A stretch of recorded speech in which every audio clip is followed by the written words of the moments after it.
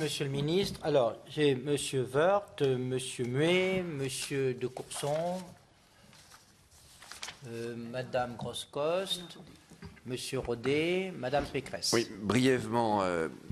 D'abord, nous sommes moins en crise qu'on ne l'était. Et donc les dépenses de l'État, évidemment, sont plus protégées qu'elles ne l'étaient, comme les recettes d'ailleurs. On voit bien que les recettes d'IS, qui s'étaient effondrées à certains moments, retrouvent un peu de vigueur, et c'est tant mieux. Mais c'est cette situation-là qu'il faut gérer en réalité. C'est moins difficile que ça ne l'était dans les années 2008, 2009, 2010. Il faut maintenant consolider notre situation financière et évidemment relancer l'économie. C'est tout le débat d'aujourd'hui. Tout à l'heure, le ministre disait, mais la loi de finances rectificative, nous avons dû prendre des mesures de surgel, d'augmentation des recettes, etc.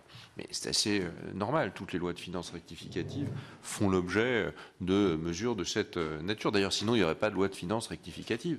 On corrige le niveau de recettes, on corrige éventuellement le niveau de dépenses, on augmente le gel lorsque c'est possible, et puis on corrige également les prévisions de croissance. Donc là, je ne vois pas véritablement de changement. Je vois, par contre, et je note avec satisfaction, le fait que la dépense est contenue. C'est une bonne nouvelle de considérer que la dépense, sur le périmètre, zéro volume ou zéro valeur, enfin, sur l'un et sur l'autre, la dépense est inférieure à ce qu'elle n'était. Ça, c'est une bonne nouvelle. J'aimerais bien avoir le détail ou la composition de ces, par exemple, des 300 millions, comment ça se répartit entre les charges d'intérêt de la dette et un certain nombre d'autres postes. Je vois aussi que cet effort sera très difficile à tenir dans le futur si on ne réforme pas les politiques publiques. On voit bien que le rabot, il est toujours ou aveugle ou éclairé, enfin, on peut l'appeler comme on veut, mais le coup de rabot, les ordres, les instructions qu'on donne aux différents ministères pour diminuer les crédits par mission, par action, tout ça atteint vite ses limites. Et pour éviter que cela atteigne ses limites, il faut bien évidemment réformer les politiques publiques et les politiques qui pèsent lourdement sur la dépense publique. Et je ne vois pas aujourd'hui dans le gouvernement une réforme de l'État, une réforme des politiques publiques ou une réforme de l'organisation administrative et donc de la productivité. Je note que vous nous indiquez que nous serons à 4,5 de déficit. J'espère que dans les mois qui viennent, cela sera confirmé.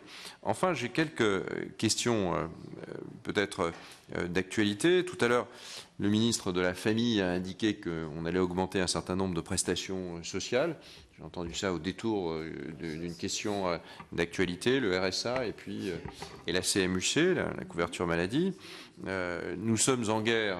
Combien coûte à peu près une journée de guerre dans le dispositif tel qu'il est aujourd'hui? Et c'est un sujet qui est aussi un sujet financier.